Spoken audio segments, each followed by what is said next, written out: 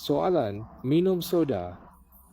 7-Eleven promosi, 4 botol kosong tukar sebotol air berkarbonat. Xiaoming ada 360 botol kosong.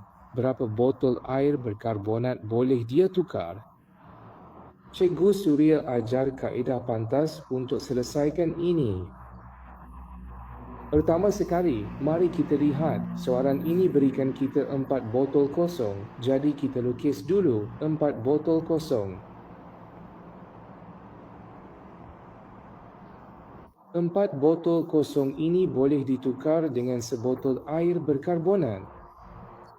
Jadi botol soda ini bersamaan dengan botol kosong dengan soda ditambah.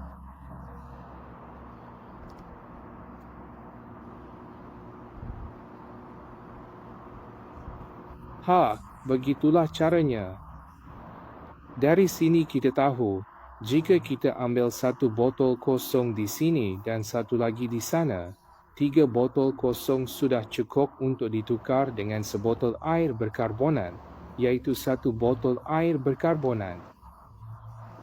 Ikut cara ini, kita selesaikan cepat. 360 botol bahagi 3 dapat 120 botol berkarbonat. Hanya berkarbonat, bukan termasuk botol. Faham belum? Kalau dah faham, like dan taruh Cikgu Surya.